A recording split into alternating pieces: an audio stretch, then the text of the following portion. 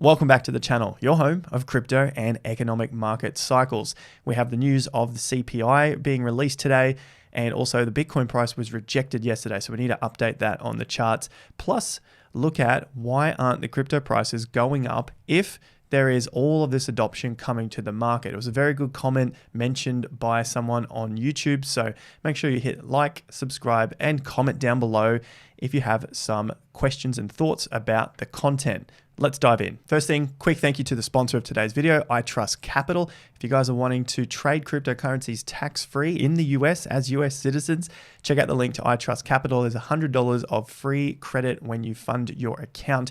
Basically, you can use this as your retirement fund in crypto and metals. Check out the link using that one to get that $100 of free funding credit. The Fear and Greed Index has just reset today. We are at 22, down from yesterday at 28. So we had the reversal, we had the bounce up on the leaked news from Janet Yellen's office, and we're back down to 22. So this has been pretty much the pattern over the last week. We take a longer term time frame here, and this is going to come in handy when we look at why aren't prices going up. Well, we can see that there are plenty of times in the past where there's development going on, things are changing, prices are down, and then eventually the market catches on. Let's bring this out to the max. And I'm just looking at the fear and greed here. We'll see this on the price chart as well. Check out 2018, 2019 with the bump, and then also early 2020 as well. There was a lot of development and opportunity in the space and adoption at this point in time, but the prices weren't going up. And we also see adoption all the time at the moment, but the prices are obviously down. The reason being is that we need time to develop. These things are physical in nature, in the sense that we need people to start building them out. We need to then discuss the regulations with governments, and this all takes a lot of time. What doesn't take a lot of time is to go and buy something and move the price up or down. So we saw in late 2020 into early 2020 or late 2021, the prices skyrocketed. You know, we saw tens, hundreds, sometimes thousands of % return on these cryptocurrencies. So when you're trading on hopes and dreams, this doesn't take any time at all. To actually go and build something is what takes the time. And we're going to continue to see that probably through 2022, maybe even into 2023 before prices really start to take off. Maybe they'll start to grow and we'll break through some resistance levels. But until we get back to new all-time highs, in this case, say for Bitcoin and the total cryptocurrency market cap, that might take a little more time. Speaking of which, the market cap at the moment is just under that level of 1.8 trillion, which is my go-to level. Bitcoin also underneath $40,000. Unfortunately, we had that good news up. We got above our 50%. And now we're back under. Ethereum, 2600. I do have some good stuff coming up, so it's not all doom and gloom. And the next piece I always look at is which cryptos are moving against Bitcoin. So I've got my CoinGecko, I want my BTC up here, and I want to see which cryptos are actually showing some strength against Bitcoin. Now I want to see more than just 1 or 2% here. Like we can see with Terra, 9.6%. And the others that are around 6, anything that's about 6 is generally a stable coin because Bitcoin's dropped about 6%. Doge's up a little bit, another stable coin. So not much else is really up at any significant amount compared to Bitcoin. HBAR had a bit of a pump. And Elrond as well. So that's in your top 40, top 50 cryptocurrencies. So Bitcoin is still pretty much the go-to crypto at the moment, even just looking at the last 24 hours. Stable coins are looking good. I'm not saying this as an investment, but what I'm talking about in terms of the growth and the development, and then the returns that you can get on some of these stablecoins like UST, which we have seen increase quite a lot in terms of the circulating supply. So Terra UST is up, and you can get up to 19% return on UST when you stake it on Anchor Protocol. So that takes a few more clicks, maybe a little bit more knowledge than a beginner level, but it's not that hard to do to get the 19% on something like Terra while we wait for the market to sort itself out. The other interesting point to note here is that the total market cap of stablecoins now is approximately 10% of the total money that's in cryptocurrency, or at least the total value. We know that there's not 1.8 trillion in crypto. That's just what the value is on the market cap. 10% is quite large considering Bitcoin's dominance is at 40 and Ethereum at 17. So this is essentially the third largest category being stable coins in the market. And of course, they're being used a hell of a lot more. Now, I've got a bit of news on stable coins in just a moment in terms of the development and the adoption and what's going on there. But I just wanted to make a quick mention to this tweet here. So if you want to follow me and not get scammed by other accounts, I only have one Twitter, one Instagram, one YouTube, no Telegram.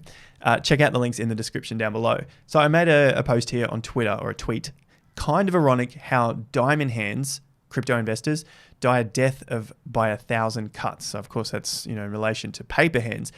This isn't to hurt anyone's feelings. For a beginner investor, I was there myself as well. 2017 on the way up, 2018 on the way down.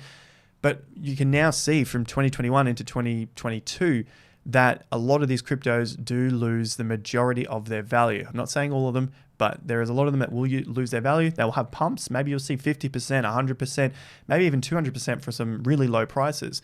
But over the long term, at least for the years, they take a fair bit of time to get through the development, and maybe, just maybe, they get adopted. The majority from 2017 aren't adopted, and they pretty much just die this death by 1,000 cuts because we just get a little bit stubborn with our investments and become diamond hands. And essentially the paper hands are the ones that win out in the end of the day. Looking at Bitcoin, this was a reversal. It's still got a tiny bit of hope left at this point. The 50% was closed above, but it was only one day, didn't get a move above.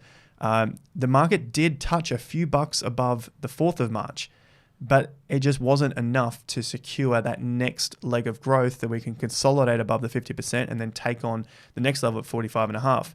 And so the last bit of hope I have here is underneath this 37,000. I mean, of course, there's the hope at 36, and there's a lot of levels here at the moment. The main thing here is that there is a lot of churning going on because we're at lower levels. The market's getting a little bit bored, and the price ranges of the bars are getting smaller. So that's just showing that there's less interest in the market compared to what we saw, on the way up in 2020 and then back down. This is those periods where it gets boring, where we really shouldn't be leaving the market, but looking for better investments at this point. And we'll have to wait for some more data to figure out what this wants to do. So even if it's just churning backwards and forwards, it is what it is. If you look back 3 weeks now, 2 or 3 weeks, it's pretty much the same price as it was all those weeks ago. We've just had the excitement and the move up and the move back down, and again, the same sort of thing. Total market cap is looking similar again. It tried above 50%. I was very excited yesterday. We got to that close of 1.8 trillion. Unfortunately, all the way back down into this position. So potentially, this is a base forming.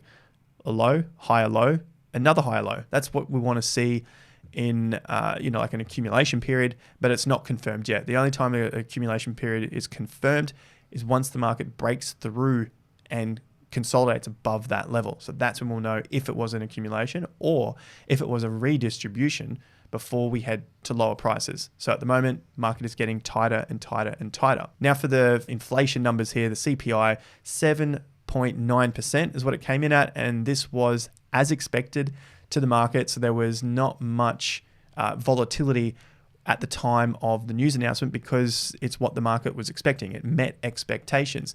There was the volatility leading up to it and then back into it. So, the day before and the day into it. And then when the news came out, it was met expectations, market moved on, and it's going to wait another month to see what comes out next month. There's going to be a lot of news about the war going to boost inflation, and there's going to be so many other fundamental pieces that expect inflation to rise, and maybe it will, but the markets are forward looking, not just my opinion. This is what the markets do. They look forward 6, maybe 12 months, in some cases, maybe 3 months, but they're always forward looking. So they're not just waiting for these numbers to come out on April 12th, although there will be volatility at that point in time of the market. So there would be some information that the big players, the smart money, are already factoring in to their investments for months from the future, which are potentially represented in the price now. As for the good news and the adoption, FTX launches new unit focused on institutional investors. So like I said in the intro, we can see a lot of adoption, a lot of development. We're seeing that now. We've been seeing it for a very long time, but the prices aren't moving. The hopes and dreams are burnt out of the investors in the market, which leads to those lower prices. And this is just part of the cycle. That's what forms the cycle. The cycle is basically human emotion. The charts are human emotion. That's what people are doing in the markets. And so we could point to this news and that news should do this to the market and whatnot. But at the end of the day, it's a cycle. It's human emotion that is plotted on a chart. As for the adoption that we could eventually see into the market, like we're looking at with markets planning these things forward, need to see more of this come into play. Well, look, FTX, like I said, institution investors, they're building products for them to come into the markets. And this one is called FTX Access. The new unit will eventually seek to offer custody. So the institutions will be able to hold their crypto with FTX. Derivatives, so stocks and index funds and things like that. Structured products, similar sort of thing, but with interest, and other management products, pretty much everything. The role crypto plays in the global financial landscape continues to expand, and with that comes an influx of institutions looking to add crypto to their balance sheets, and they're going to be providing these companies with familiar financial services. That's what FTX is looking to do, is basically bridge that gap for the financial space. Now, we often get referred to a chart that shows the adoption of cryptocurrency, similar to that of the internet age. The mid to late 90s, the adoption was coming up, and you just see that chart go straight up, up and to the right. So that way for you guys, up and to the right, all you're seeing is the adoption. But in between that, there was the dot-com bubble, and then there was the 2008 global financial crisis, the GFC. And so these markets went up, crashed. They went up and they crashed, but the adoption kept going up. So the adoption can remain going up, but prices have big booms and busts in between. And we're seeing that play out in cryptocurrency again. So provided the adoption is there, eventually those booms and busts, obviously in my opinion, will return to cryptocurrency. As for another piece of news, State Street Inc.'s institutional crypto custody deal with Copper, so essentially State Street Digital, are going with, they're leveraging Copper.co's technology to develop, and subject to receipt of regulatory other approvals, so again, the physical stuff on the ground, they want to bring this together and launch an institutional grade digital custody. So basically, let me hold the cryptocurrency for the institutions. That's all they're doing here, but they have to wait for regulations. They have to wait for other approvals from the government. Then they got to go and push this out to their clients and explain it to their clients and teach them about it. And some clients might already know about it, and then they'll come to them and look for these particular companies to do it for them. And that's the whole process in the background, the physical side of what's going on in the digital space. Prices, eventually, or that's what we're here to do as investors. We believe these will go up in the future. And that's what we take the risk on now, betting on these markets while they are down, that this stuff will play out in the future. If the price is already up, probably the game's over at that point. It's already been priced into the market. So this is the tricky part as long-term investors, and you have to have belief in what it is that you're doing, especially with your own plans. And just to drive home that adoption point just that little bit further, USDF Stablecoin Consortium adds 3 more banks. So stablecoin banks coming together, going to go through and hit the US government with try and get some regulations sorted and talk about bringing stablecoins into the system. So the USDF consortium formed in January to tackle concerns over fiat-pegged cryptocurrencies issued by non-bank entities. So they basically want to fill this gap here and go through the regulatory process to have their own stablecoins in their banks, and then of course bridge those gaps and bring more adoption into cryptocurrency. But it takes time. What doesn't take time is to click the like and subscribe to the channel. Plenty of content coming up. Share it with a friend if you found some value from it. And also check out the sponsors in the video description. Free newsletter, I Trust Capital, $100 of free funding credit if you use that code down below. I'll see you guys at the next video. Until then,